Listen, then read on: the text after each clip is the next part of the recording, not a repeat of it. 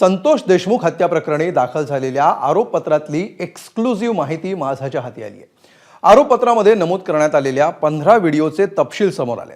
आरोपी महेश केदार याच्या मोबाईलमध्ये एकूण 15 व्हिडिओ आणि 8 फोटो संतोष देशमुखांना अमानुष मारहाण करताना काढले गेलेले आहेत। या व्हिडिओमधील विवरण एसआयटीनं आरोपपत्रात लिहिलंय।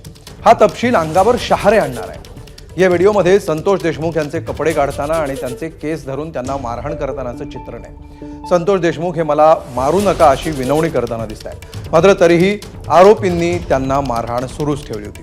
आरोपी तपकिरी आणि पांढऱ्या रंगाच्या अशा 2 पाईपच्या सहाय्यानं संतोष देशमुख यांना मारहाण करताना व्हिडिओत दिसतात।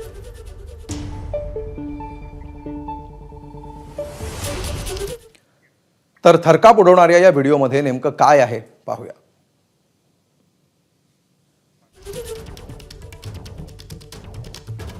5 जणांकडून पांढऱ्या रंगाचा पाईप आणि लाथाबुक्क्यांनी देशमुखांना मारहाण करण्यात आली, शिवीगाळ करण्यात आली। पहिल्या व्हिडिओमध्ये हे स्पष्ट दिसतंय। दुसऱ्या व्हिडिओमध्ये तपकिरी रंगाचा पाईप देशमुखांच्या पाठीजवळ पडलेला दिसतो। काळा टी शर्ट घातलेला आरोपी देशमुखांची पॅन्ट काढत असल्याचं देखील या दुसऱ्या व्हिडिओतून दिसतं। तिसऱ्या व्हिडिओमध्ये काळ्या रंगाचं जॅकेट, काळा टी शर्ट आणि निळी जीन्स घातलेला आरोपी देशमुखांना लाथेनं मारत असल्याचं दिसतं। गळ्यात मफलर असलेला आरोपी वायरसारख्या वस्तूनं देशमुखांना मारत असल्याचं देखील दिसतंय। चौथ्या व्हिडिओमध्ये देशमुखांना शिवीगाळ करत तपकिरी रंगाच्या पाईपनं मारहाण होतीये। महेश केदार नावाचा आरोपी शूटिंग करतोय हे देखील चौथ्या व्हिडिओत दिसतंय। काळ्या रंगाची स्कॉर्पिओ आणि त्याच्या नंबर प्लेटवर 333 हा नंबर देखील दिसतो। तर 5व्या व्हिडिओमध्ये गळ्यात मफलर असलेला आरोपी देशमुखांना कॉलरला पकडून उठवून बसवतोय। 3 आरोपी देशमुखांना जबरदस्तीनं काहीतरी विचारतायत। सुदर्शन घुले हा सगळ्यांचा बाप आहे असं देशमुखांना जबरदस्तीनं म्हणायला लावलं जात आहे। 6व्या व्हिडिओमध्ये हे स्पष्ट दिसतंय। देशमुखांच्या अंगावरचे कपडे काढून अंडरवेअरवर बसवून एक जण शूटिंग करतोय। 7व्या व्हिडिओमध्ये हा सगळा प्रकार समोर येतोय। 8वा व्हिडिओ आपल्याला दाखवतो आरोपीनं देशमुखांना बसवून केस ओढून जबरदस्तीनं त्यांना बोलायला लावलं जातं। तर 9व्या व्हिडिओमध्ये देशमुखांच्या अंगावरचे कपडे काढून काळ्या रंगाच्या स्कॉर्पिओ गाडीजवळ त्यांना बसवण्यात येत आहे। 10व्या व्हिडिओमध्ये आरोपी रक्ताचे असलेला शर्ट घालण्यासाठी देशमुखांना उठवून बसवतायत असं दिसतंय। त्यापूर्वी तो हातातील फाटलेले रक्ताचे डाग असलेलं बनियन फेकून देतोय।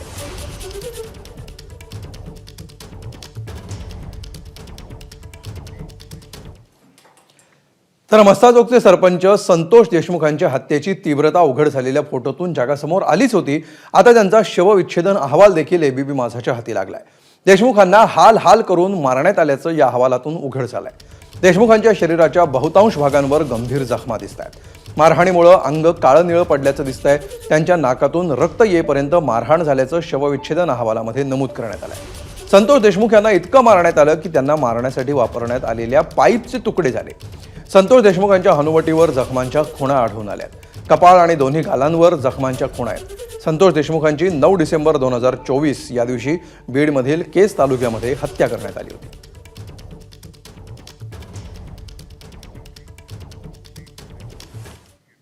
तर या पोस्टमॉर्टम रिपोर्टमध्ये नेमकं काय आहे पाहूया। पोस्टमॉर्टम रिपोर्टमध्ये नोंदवण्यात आलेल्या तपशिलांनुसार त्यांच्या हनुवटीवर जखमांच्या खुणा आढळल्या। कपाळ आणि दोन्ही गालांवर देखील जखमांच्या खुणा आहेत। पोटावर मारहाण झाल्यामुळे जखमा आहेत। नाकातून रक्त बाहेर येऊन सुकलंय। छाती आणि गळ्यावर समोरच्या आणि उजव्या बाजूला जखमांच्या खुणा आहेत।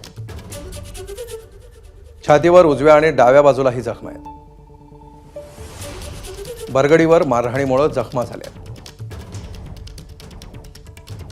डाव्या खांद्यावर देखील जखमा आहेत। मारहाणीमुळे जखमांच्या खुणा काळ्या निळ्या झाल्याचंही पोस्टमॉर्टम रिपोर्टमध्ये म्हणण्यात आलं आहे। दंडावर, कोपरावर, मनगटावर, हाताच्या मुठीवर आणि मधल्या बोटाला देखील जखमा असल्याचं पोस्टमॉर्टम रिपोर्ट सांगतो। मारहाणीमुळे त्यांचा हात काळा निळा पडला होता असं देखील यात नमूद करण्यात आलंय. पोटरीवर जखमा झाल्यामुळे ते पोटऱ्या देखील काळ्या निळ्या पडल्या. मांडीवर आणि गुडघ्यावर त्याचबरोबर नरगडीवर मारहाणीच्या जखमा आहेत. मारहाणीमुळे संपूर्ण पाठ काळी निळी झाली. एबीपी माझा, उघडा डोळे बघा नीट.